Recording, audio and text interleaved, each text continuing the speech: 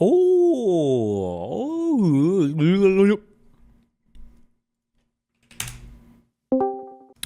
All right, more esoteric hardware questions.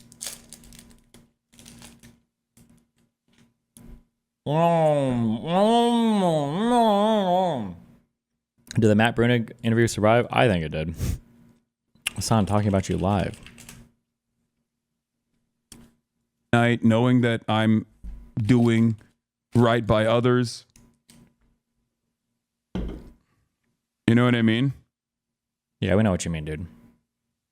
I debated you. I need to restart my oh, is there no way to automate that? I need to restart my YouTube stream because I think it's set on the 4K key.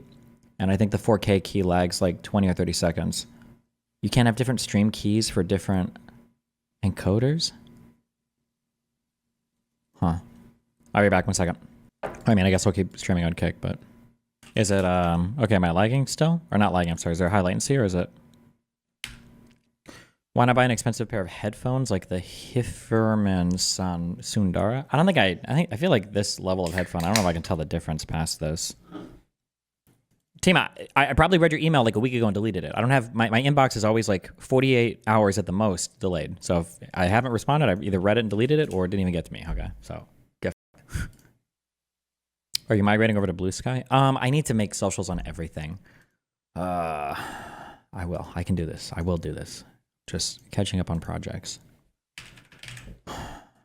Somebody said CrowdStrike up good. Is it? Yeah, it is. And my NVIDIA are both up good. Okay, quick question. NVMe drives overheating. Okay, I think that my cameras downstairs, I think they stopped recording because I think these drives overheat after recording for 2 hours. Is it better to buy like a better enclosure for the drives, or should I just buy like an SSD?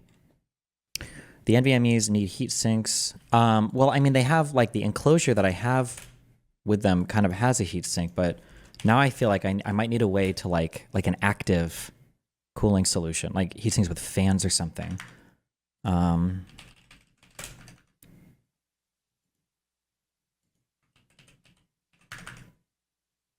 Like this is what I have 3 of these right now. Did you lose all your footage? No, but I think I might have lost like the last 30 minutes, which is fucking annoying and traumatizing and horrible.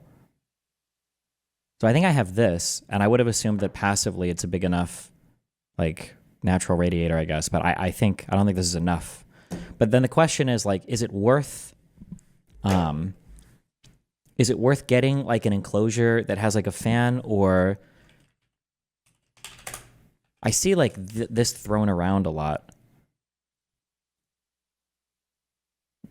These external Samsung drives, or the T5 or whatever. I don't even know if these write fast enough. They're external NVMe's. Well, the NVMe drive goes in here, and then this is an enclosure. Unfortunately, the cameras don't tell you why they stopped recording, but my cameras will just stop recording. Usually, I think the only time they'll stop is if they can't write, meaning that you're either trying to record data that's quicker than the drive can write, or it's overheating, I think. I don't know what else would cause it. Are the files that big? Do you need the retarded speed? Yes, I need to be able to write very quickly, and the files are very big. Yes. Oh, what is this? Oh, God. If it's built for Blackmagic, it's going to be expensive. Oh, $80. Honestly, it could be worse. These have built-in fans. Water cool. I can't water cool external. These are just things connected to the fucking camera. What do you... Might try this though. SSD case. Tilta. You need this as well? The fuck is this? A drive holder. Oh my God, that's so cute. Oh, but I don't think that'll fit on top of the, I don't know if there's a place on top of the studio cams for this though. That is really adorable though. Blackmagic studio cameras. Yeah, I don't think there's like a little thing on top like that.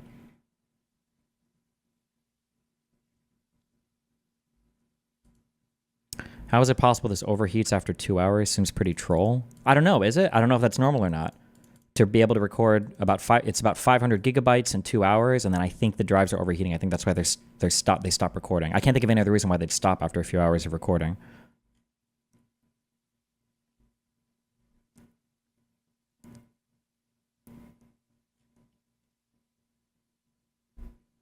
Get camera cages? Bro, I don't have all that shit. Is there an auto power off temp setting on the camera? No, the camera's not overheating. I just think the drives are overheating.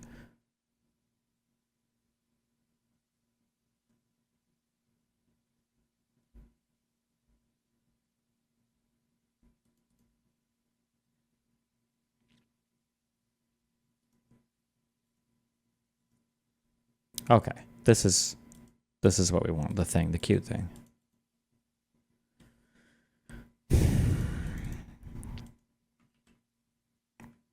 Full camera cage, full cock cage. That's what I need. Yeah.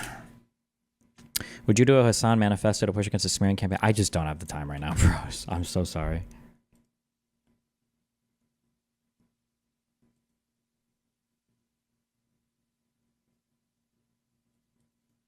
Is it the new cams, old cams, or all the cams that overheat? The new ones, both the new ones overheated, and they did it in a really bad way. And then my middle one overheated, although I'm used to that sometimes happening towards the end of a shoot. It'll overheat if I go for over 2.5 hours. Not the camera, but the drive. But my studio cams, I'm pretty sure they both overheated the drives, but then they just froze on the recording thing. So I had to pull the plug on active 2.5 hour recorded files, praying that they wouldn't get corrupted. And I think they stopped writing about like 20 minutes before the video ends, which is annoying. But I record an OBS backup just in case. So it's not like the whole episode is ever lost.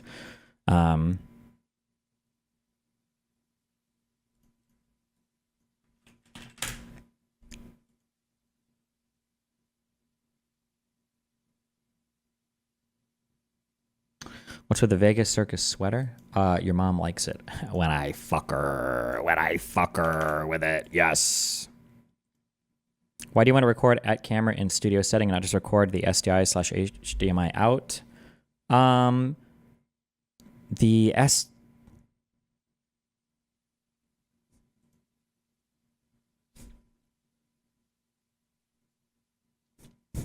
That's a good question. There's a reason though, I'm sure. But I don't know what that reason is. I don't know if the SDI out gives you the full quality that the camera records natively in. Like, I don't think you get a B-raw. I don't think you get... What is an SDI's transmission? SDI max transmission speed. 1.5 gigabits per second.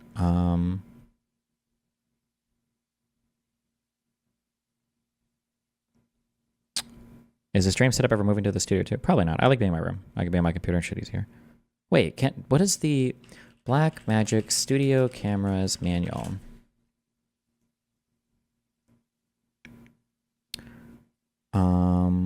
Does the SDI out record full speed? Then the next question is, can I record everything individually? The SDI output should be the same, if not better, than the internal. Why would it be better? That doesn't make any sense. But let me check. SDI out.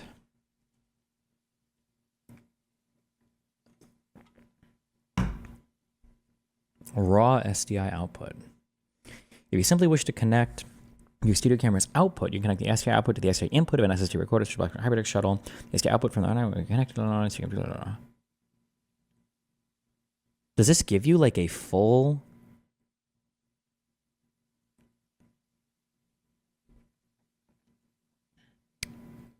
Oh, no. Shit. I think I would need a bigger... I would need something crazier can I do this 12G SDI is what you're looking for? I think I actually have a 12G SDI card now. I think. But I don't know if I can... So this is the card that I have. This is the card that I have for my computer. I think I can intake 4 SDI streams simultaneously with this card. What would I record them on, though?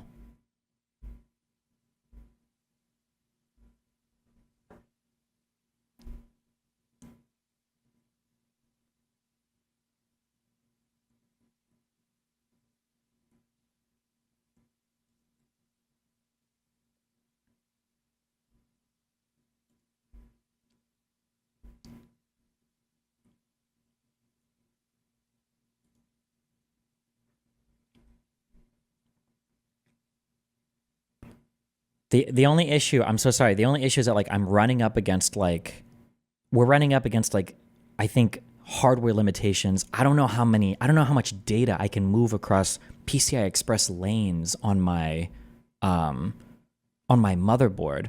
Like could I move 4 fully saturated SDI streams of data? Like what would I even write that to? I would have to have multiple cards that I'm writing to, because I don't think I could write even 2 of these data streams to the same internal card at the same time, right?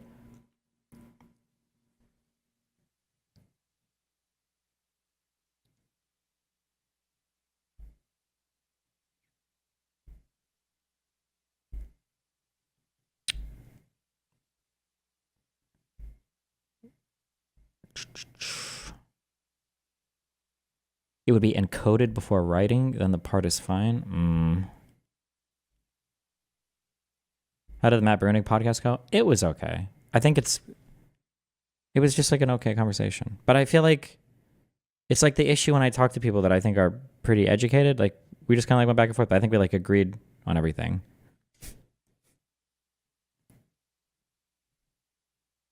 So it's not like super contentious or anything.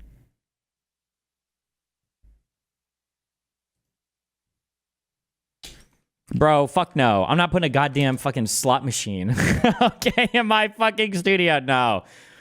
I'm not buying any device that's more than $10,000, okay? We're not getting into this shit. Fuck that, okay? I don't want some fucking broadcaster, okay, coming into my fucking studio and be like, oh shit, we use this in the NFL, okay? Fuck that. Complains about people being dumb and then whines about them being smart. What do you like, L? Oh, it's Turkey Tom, a.k.a. the guy who hates Jews and white people at the same time. Good one, Turkey Tom. No friends, only enemies, all racism and hatred. You know what, actually? Time to log on to my 50 YouTube drama alts and post in the subreddit about, Tom is racist. 4 million updates on my new account. Get fucked, Tom. See you later. There goes your career. Bye-bye. Bye-bye. Bye-bye. Bye-bye, Turkey Tom. Bye. Bye.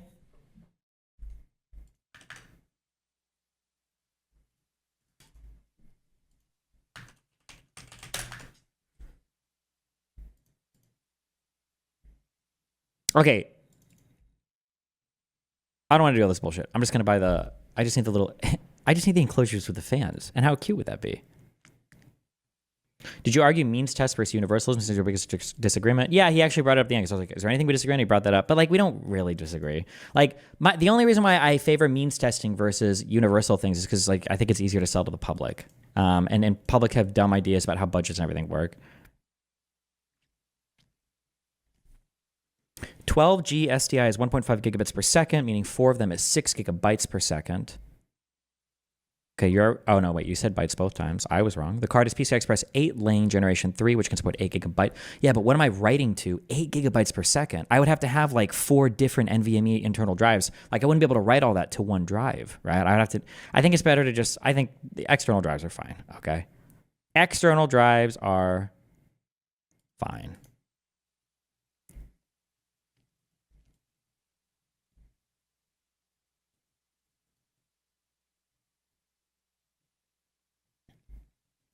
Did you test out your new pistol yet? Nope. My end. Wait, did I lose out on kick?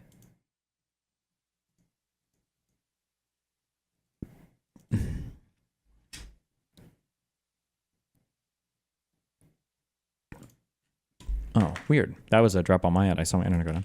The SanDisk Pro Blade. Jesus Christ. I still need enclosures with little fans on them, okay? I don't need this shit. We're good. I just need fans. I need these. Okay. SSD case. Tilta. Please be on Amazon. Then you might unironically need heat sinks for the SSD. Yes, I have. They're enclosures. The enclosures are heat sink, but I need active cooling on them, I believe. I think I need to actually have like a fan on the enclosures.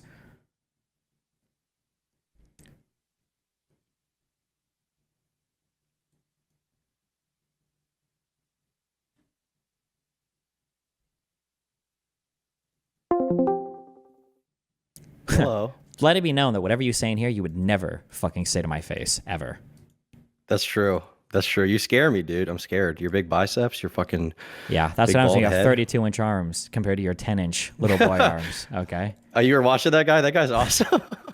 That guy's so cool. He I is love cool. I don't know how much of that you watched. That guy Wes Watson is hilarious. I wanted to have a little chat. I want to have a little chat. I've got some content today, okay? Okay, what's up? The election stuff. I feel like Holy my shit, did you hear Trump won? Yeah, it's Okay. crazy, right? It was. Okay, go ahead. Are you crying yet? Are you crying, Destiny? I am crying. Are you crying? All right, shut up, Piers. He's a real one. He's a real swag white boy. Anyhow, I can't believe he asked me that. Like, he expected me to have a fucking breakdown. Did he? He said that, right? He was like, did you cry? he literally said, "Did you cry?" Oh my God. Have you ever cried on stream? Ever? I don't like. Have you ever even gotten emotional apart from screaming at someone? Does League of Legends count? Does League of Legends count? Then yeah, no. Oh, then yes. Sure. Okay. Based. Okay. So I want to talk about. So the election results were a little surprising to me, but I feel like I feel like I just watched too much of your shit. And you were saying Kamala's going to win. Honestly, I feel like in retrospect, I probably could have easily seen that Trump was going to win. Wait. You said the reason, you consume. Wait, say that again. I feel like I'm like I watched too much of your content, and it kind of made me think that Trump would lose. Oh, to be clear, on my stream, the highest I gave Kamala was 65-35. Just to be clear, okay? That's still good odds, though. It is. Well, I mean, yeah, 65-35. Isn't that what Trump won by? No. It was still a pretty close election. Everybody says it was a landslide, but it was with a few 100,000 votes. Like, it's still fairly close. And Kamala Wasn't it might like- win the popular vote. I mean, how many electoral votes? Like 40? Yeah, but electoral votes don't. I mean, what does that matter? Well, I mean, that's just how our elections are conducted, right? Yeah, but I mean, like, you could have an election that's like a massive popular vote sweep that's only the difference of like 30 or 40 electoral votes. Or you could have an election that's like 60 or 70 electoral votes off, but it's like decided by like 20,000 votes, right? That's true. Like, I think the Hillary Clinton, Donald Trump election, I think that one, was like 25,000 votes in different places. I think could have decided that one, but. Right. Fair enough. I guess the thing I wanted to talk about is young men. You know, I'm a young man. I'm a young white man. That's what they say anyway. I want to talk about what's going on there and why they voted so much for Trump. Because I find it really interesting the way that sort of young guys have.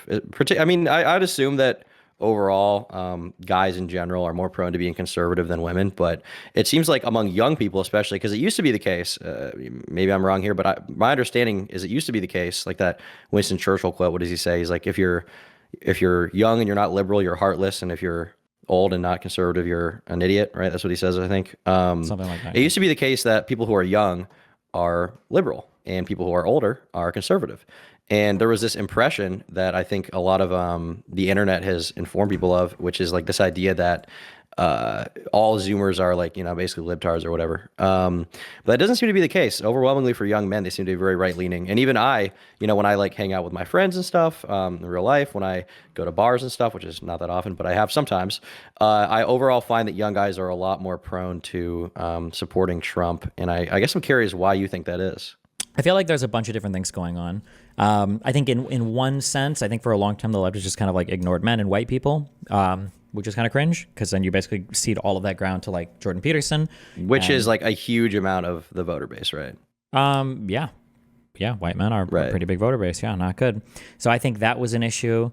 I think a second issue is you probably are a bit more liberal when you're in college and way more young women go to college, I think now than way more young men. It's like 2 to 1 or more now. So I the thing is, I would think that would be true, but if you watch a lot of like some of the biggest influencers of my generation, like guys that people in my gen were watching in high school, are Nelk, and they are like kind of like YouTube prankster guys, but cornerstone of their entire thing is that they're frat guys, like they're college culture, partying, drinking, whatever, fucking girls. Sure, but like frat guys, that's like a minority of college kids, right? Like most people aren't frat party people. That's true, but a lot of guys at these like larger schools, like I don't know, University of Miami, big party schools, a lot of the guys there seem to be leaning conservative, which in the past I don't think was the case, right? I don't know. Well, when you say a lot of guys, I would have to say the polling data. I'm not aware of that if that's true. But my understanding is like education and everything tends to make people skew more liberal. So I'd be surprised if it could be. I haven't heard that before. I guess, I mean, maybe it skews more liberal overall, but I would say that probably for this election, more young men are right wing than they have been in the past, Yeah, I agree probably with that. ever. Yeah. Yeah. Yeah. Yeah. And I see a lot of these videos, like she went ahead and made one like, why are young men moving right? I've seen a lot of other videos about it, and it is interesting to me. And I feel like a lot of this is kind of wrapped up in, I don't want to say incel culture because it's not exactly incel stuff, but how familiar are you with like looks maxing and that whole kind of world? I've heard of that. Yeah. It's this idea that you can like improve your physical potential over time, and like you know through like working out, or I mean there's some other crazy stuff like steroids or jazzercise, or you know mewing is a big one. Shout out to all the mewers in chat. That's a big one. But I feel like a lot of the comment sections I see and a lot of the conversation I do see around the looks maxing stuff, a lot of it is kind of this sense that I don't know that it's really hatred of women. It's more like guys feeling like it's over. Like there's a lot of young white dudes, even in my chat when I'll stream and stuff, who feel like it's over. And I'll say things like height doesn't really matter to girls within a certain deviation. Like I feel like if you're 5'7" and over, you're probably fine. If you're a guy, you're probably not going to have a lot of trouble dating. It's probably not going to be a problem. You know, you're multiple inches taller than the average woman. And women in general, I think, in my opinion, care much less about looks than guys do. I feel like they value, I don't know, personality or other qualities a lot more. But there is this impression that the only thing women care about is looks, is height. If you're not 6 foot, it's over. If you don't have a strong jawline, it's over. If you don't have a great hairline, it's over. And this is like a widespread kind of thing I see in YouTube comment sections. And it seems like a lot of young white dudes are moving right, and it's kind of wrapped up in that kind of thing. And I guess I've like managed to have conversations with my chat about how it's not over really, but I think a lot of the sort of like pushback to me as somebody who is like a YouTuber is like, well, you know, you're a YouTuber with money, right? Of course, like well, first of all, if I say like I haven't had any trouble with girls, they'll be like that's lying, and you know whatever. But on top of that, it'll be like, well, you're just a rich YouTuber, so women just like you for your money. And I'm having a hard time. I guess it just is. Young guys seem so lost right now. I don't know if they have to be though. I don't know if this is like an internet thing, but like I see dudes who are like 22 and they're like, I'm giving up on relationships forever. And it's like, what? You're fucking 22 years old. Like you've had like one relationship that went poorly, and then you watch some YouTube videos that told you it's over, and now to you it's over. And I think a lot of these guys are kind of the conservative voter base. And I guess I'm not really interested in swaying their vote so much as I am in understanding them and trying to get to the bottom of what's happening and why so many young dudes feel like it's so fucking over right now. I want to, understand it. I get it to an extent, but I don't fully grasp it. And I think part of it. I think speaking to these people is important if you want to win the next election. Yeah, I think part of it is unfortunately all of these issues in society now are so like multifaceted. There's not really any simple like singular answer. I think there's probably a couple things playing into it. One is, I'm going to lean on that other answer earlier, is that progressives decided they just didn't want to talk to white people or men anymore. I think, which is a huge problem. Why? Why did they decide that? There's a whole academic justification for it, but it's stupid and not worth going into. Is it like some kind of sociology thing? I mean, I'm curious if you don't mind. Well, sure. I mean, like basically the idea is white men in society have held the majority power, and so there needed to be explicit effort put into helping other groups catch up. And if men or white people were ever complaining about that, they were only ever complaining because they felt like they were losing ground to minorities because they were racist. So the idea is if you're sitting there talking to a white man, why would you do that when these people have society who's completely built for them, which was true. However, regardless of if that's true or not, the impression you're going to get after a while, if one side is saying constantly, we're not talking to you, we're not for you, we're talking to all these other minority people, and then on the back of that, they're greenlighting a whole bunch of like hate towards white men, which they did a ton, and they thought it was epic and funny. And some of it was epic and funny, but not when you're hypocritical or one-sided about it.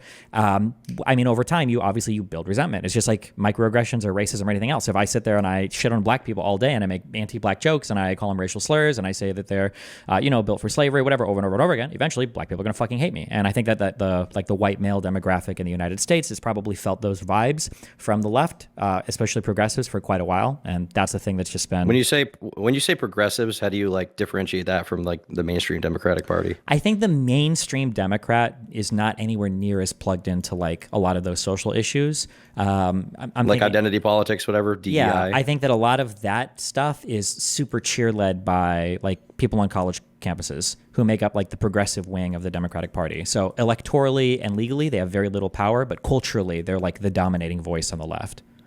Right. Yeah, I think that I think part of the problem when you say culturally, a lot of that is the like internet stuff, because the internet is, you know, forming a lot of our culture now, obviously, and our culture informs the internet. And I feel like a lot of that is like for years. I remember when I was growing up watching YouTube during like I know I actually was rewatching some old skeptic debates you had recently because I'm sick of your political shit. I want to see you have drama. I mean, it was political, but I was watching like the Tonka Saw debates and stuff like that.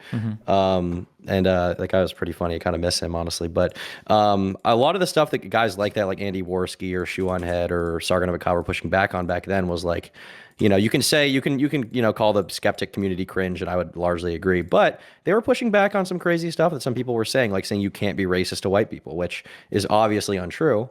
But when you have a large, amount of people online saying shit like that, and these people are, funded by like what seems to be like, traditional media companies, or they have more professional setups like Anita Sarkeesian, people like that.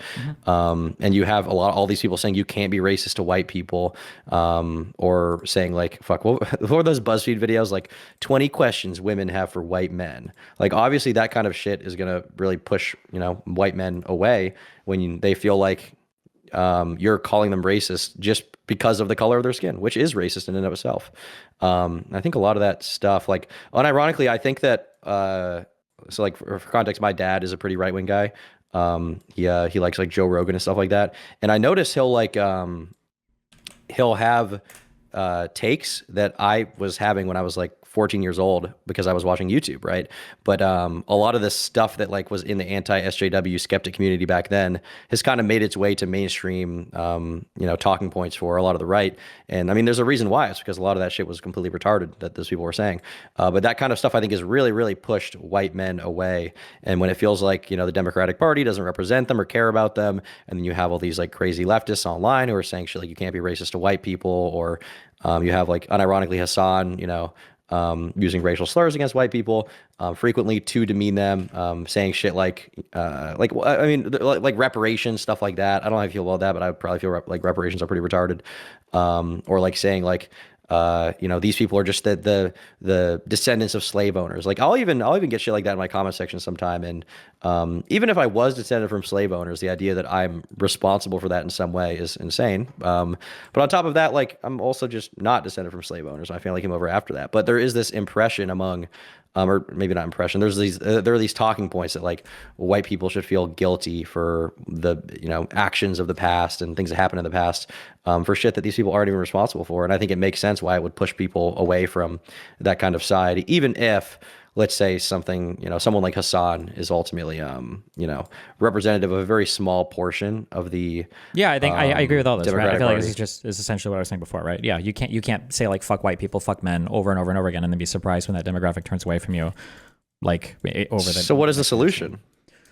I think the issue is that the mainstream Democrats, like the problem is that all the Democrats that would say like this is cringe just don't talk about this stuff, right? You don't hear Biden or Gavin Newsom or any of the like larger Democratic figures. They just don't engage, or even Bernie Sanders. They just don't typically engage with any of this. It's like exclusively culture warrior stuff, which is predominantly young white progressives who are some of the craziest motherfuckers on the planet. But culture warrior stuff seems like it's extremely important right now. No. It is pretty important. Yeah, for sure. Yeah. But so, I mean, like people, huge part of talking points. Yeah. So people have to start engaging with it on the left. Yeah. Better voices. Yeah. And then Democrats need to do a better job at excising a lot of these progressives from the party because they're not Democrats who don't even support the candidates. Like it's crazy that people that don't even support Biden are simultaneously bringing the party down at the same time. Like they need to be, the Democrats. When you say progressives, you mean like leftist socialists or just like? I mean, it's socialists and like people that are getting basically. Like a litmus test would be you ask them, can you be racist towards white people? And if they immediately say, no, you can't, then anybody like that, you don't ever want to have like these people you don't want to work with. You don't want them as part of your movement. Right. Well, if they're kicked out of the movement, are you not afraid that, I mean, I don't know that all those people are voting for Kamala, but I assume some of them would rather vote for, like, I saw some video from this guy, Ryan Beard, who is like a leftist guy, and he was like, regardless of how you feel about the Palestine issue, Kamala is slightly better on it than Trump, because Trump is obviously very pro-Israel and would probably like to mop the floor with Gaza. And on top of that, the outcomes for people in the United States are going to be, better. If Kamala gets elected, in his view, than it would be if Trump got elected. So I feel Actually, like unfucking believable, dude. what? Are both of these true? I'm sorry, we're coming right back to this.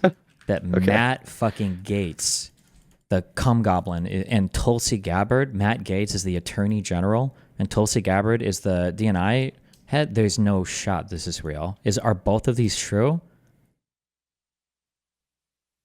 Tulsi Gabbard is really hot, though. Think about that. Unreal.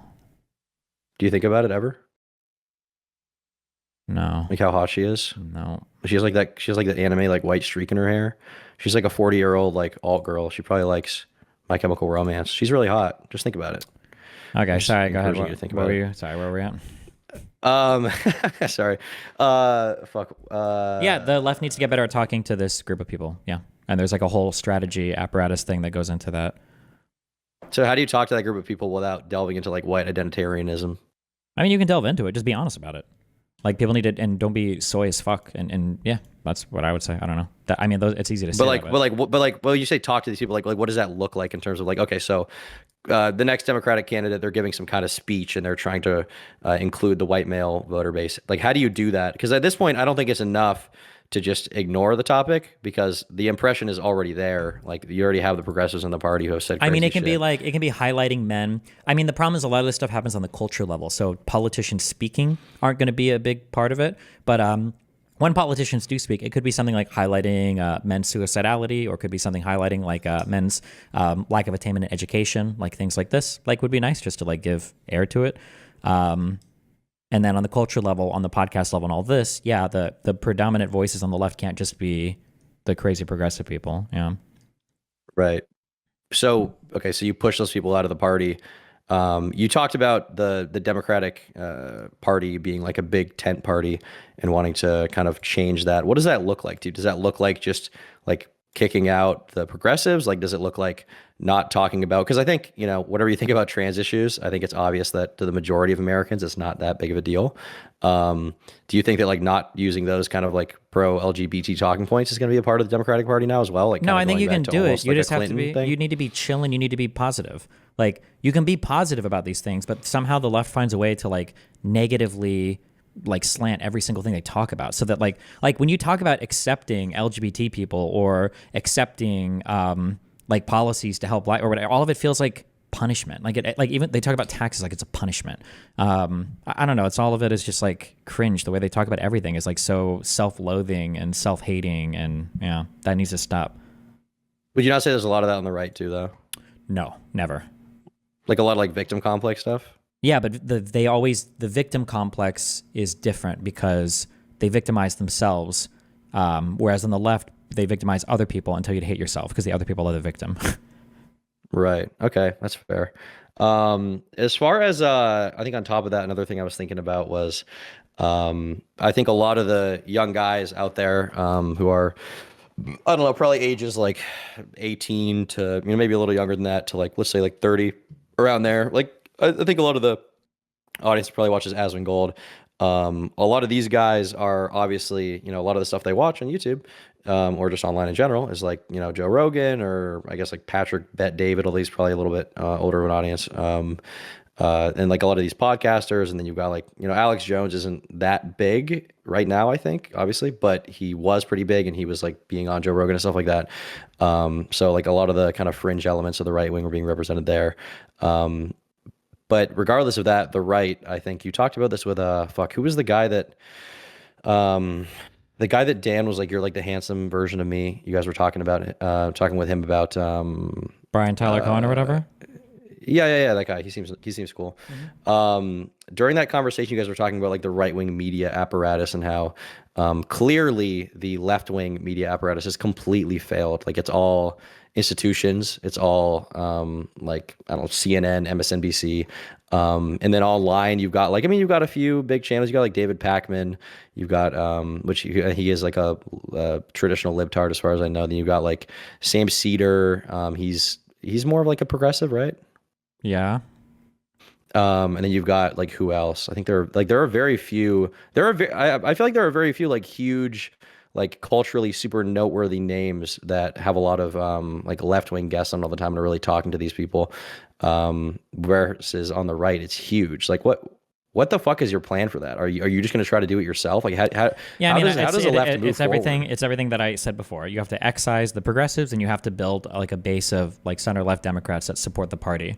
The issue is that the buy-in on the right is incredibly easy, and it's incredibly beneficial for the party. On the right, all they say is you need to have an undying support for Donald J. Trump. And as long as you got that, then you're good. And the entire right-wing media ecosystem is exactly like that. You cannot think of a single centrist podcast or a conservative podcast that didn't fully, unquestionably support Trump at every single stage of his candidacy.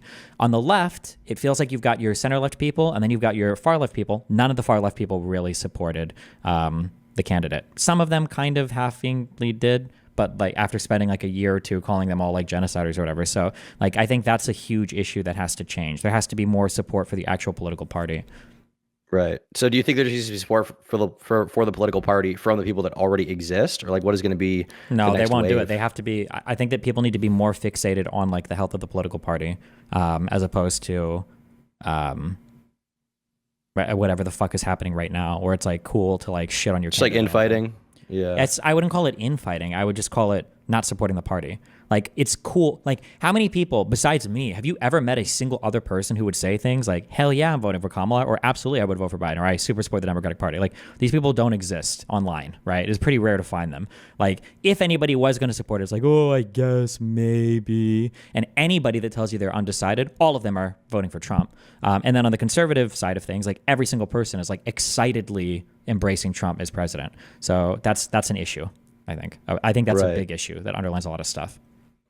Now, when it comes to the young guy phenomenon, I think another part of the conversation that seems to be a big part of like Asmongold, his channel for example, is like this conversation around video games and like quote unquote like forced diversity or DEI stuff in games.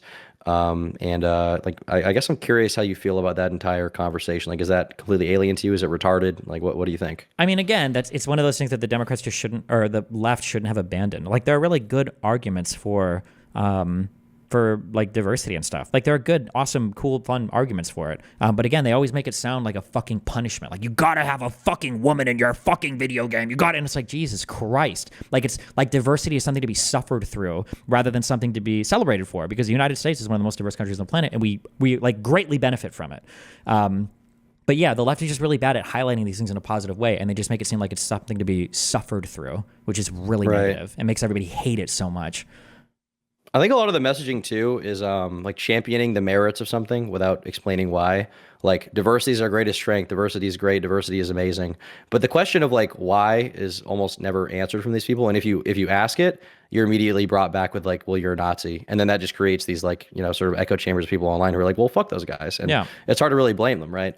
Yeah, I was very surprised by how because I'm not like a huge Asmongold fan. I never watched him on Twitch, but I see his YouTube channel. I see he's doing very well, and I'll check sometimes on the comment section of his videos. I didn't realize how right wing his audience was, like very overtly right wing. Oh yeah, everybody that's like that centrist thing, but they know it. The content creators know it. You're flirting with and you're skirting the right wing audience. They know it. Asmongold knows it. Is he a centrist?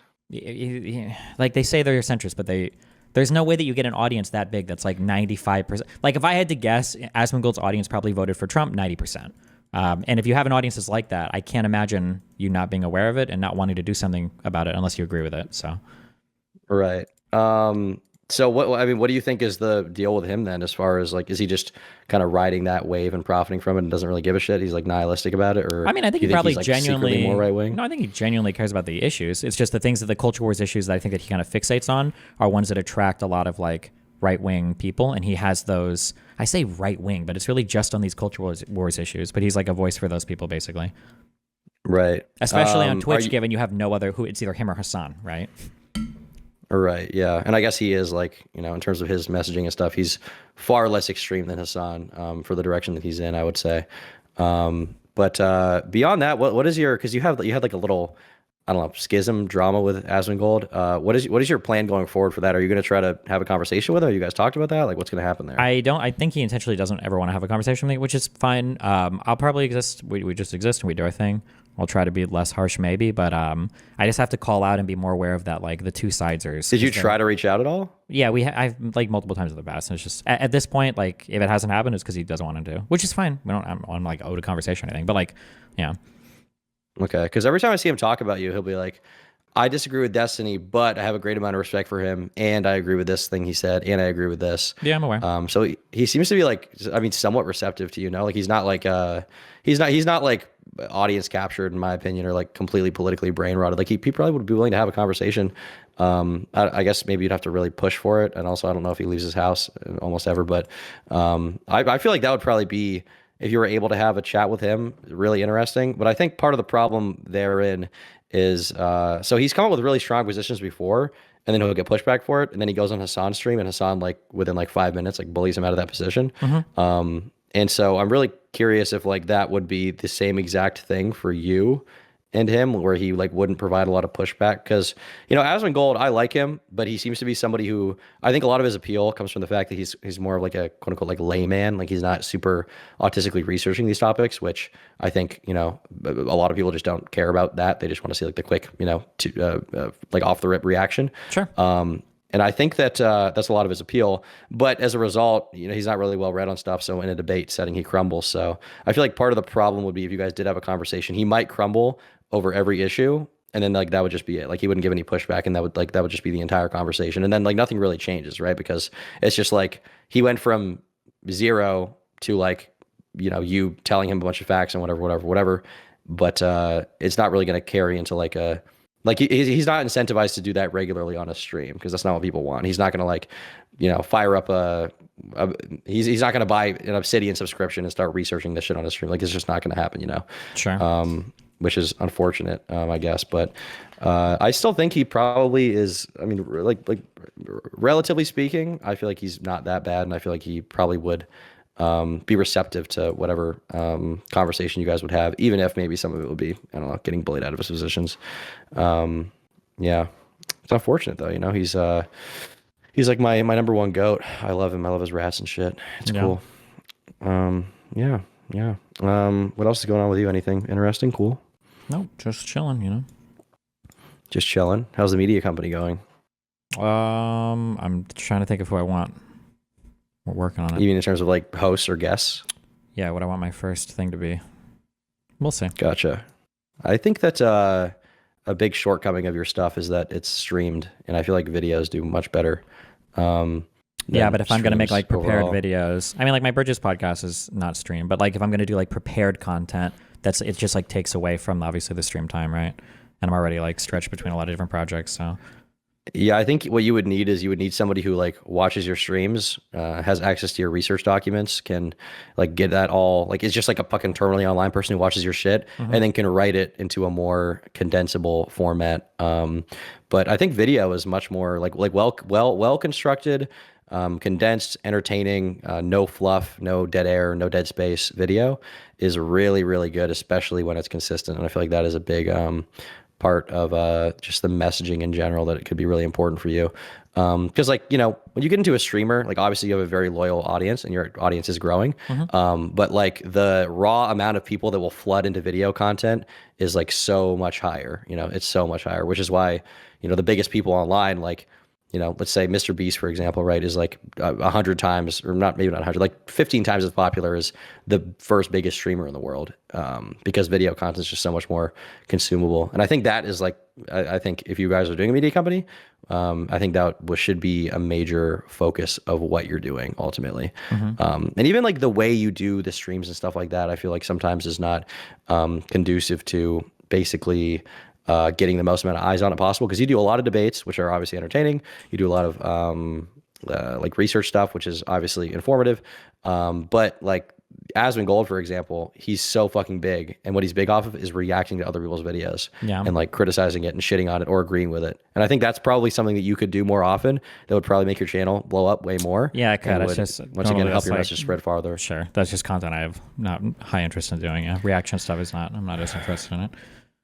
I mean, that's fair, but you know, like if you find videos you're interested in reacting to, then it works. And on top of that, maybe it's not your favorite thing in the world, but like, you know, the benefits I feel like outweigh the negatives. Like, so what? You got to like spend 2 hours a day watching So other I like videos that streaming. you don't love doing. Okay. Yeah. I don't want to not like streaming because I'm doing work. All right. Well, isn't your goal to like help win the election or whatever? Yeah, but it's not like my prime. I don't think if I were to start doing things I don't enjoy doing, I think I would just burn out and stop streaming. I think I would get miserable. Like I can Really? put like almost every hour of my day towards like work related stuff right now, and I still enjoy it and it's still cool. But I think if I started to like schedule a whole bunch of shit that I was like dreading doing or didn't want to do, I think it would fuck my mind, and I don't know if I'd be able to push on. So are you totally averse to doing content that you're like just not that interested in or like excited about? Like, is that just not something you're willing to do? Kind of, yeah. Although I try to find ways to nibble around the edges, but yeah, I try to maximize for my mental health. Interesting. Your mental health. As in, like, so that I'm like always excited and motivated to do stuff. I don't ever want to be in an area where I'm like, fuck, I don't know if I want to do this today, or like I'm worried what would happen. Yeah. Why are you so worried about that? You don't think that like, I mean, not that you don't treat it like a job, but like treating some things like, okay, well, I don't really love doing this, but I kind of have to do it. Like, you don't think that could benefit you in the long run by just like increasing your reach and output? And then like, if you have more, I mean, people everything would watching, then you can increase do more of my the stuff you want to do too. reach and output always, right? Like there's always things I can do to increase my reach and output. It's not a matter of that. It's a matter of balancing it. I mean, it could. I don't know. I've been doing this for 14, 15 years and I still am like super high mental functioning on it. I don't know how many content creators you talk to that have been in it for a while, but it seems like if you talk to any older streamer, like all of them fucking hate it. Like they'll all tell you like, God, I hate streaming, but I have to do it. But like they all hate it now. Like, Is that real? Yes. Maybe not for the younger people, maybe not for the YouTubers, but on the streamer side, absolutely. Yeah, they all say shit like that. So yeah. So what, they just do it because they're like a slave to it because like they can't quit. Yeah, no other marketable skills, and it looks like it's easy money. So yeah. Jeez, that's fucking sad. Really? Like, I guess I'm curious. I'll try to take your word for it. Do you have any like big examples I could maybe? I want to out be people, but like familiar with? you can go talk to people, and hey, maybe you'll find out I'm wrong. But like anybody from any of the large orgs I've talked to, a lot of other streamer friends I've had in the past, yeah, they're pretty like super burned out on streaming. A lot of them started to hate it. Maybe most of them have quit. I'm not sure, but like yeah, you can go ask big streamers and come back and tell me. Yeah. I don't think it's as easy to talk to big streamers as you think, but You're a big YouTuber. What do you mean? I feel like a lot of streamers are kind of insulated on Twitch. Maybe They don't like really even talk to even their big Asmongold YouTubers. that you're bringing up, right? Like he streams on a second channel because he's quit streaming like 5 times, right? Because he gets like burned out. Yeah, on that's shit. true. Yeah. That's true. But like I don't think would have a conversation with me if I wanted. I think a lot of streamers are wary of commentary channels Yeah. in general. Oh no, I was just saying 'cause it's they're an afraid of example of getting like clipped. somebody burned out, not somebody you could talk to. But That's true. But I mean, in fairness, burning out in the short term is not the same as like hating streaming. I mean, he must like it to some extent if he's still doing it, right? I mean, like, you know, he's already got enough money. He could retire and jerk off for the rest of his life. yeah, I agree. Yeah. Okay, cool. All right. Well, thanks for the chat. Have a good stream, buddy. I love you. Be careful, buddy.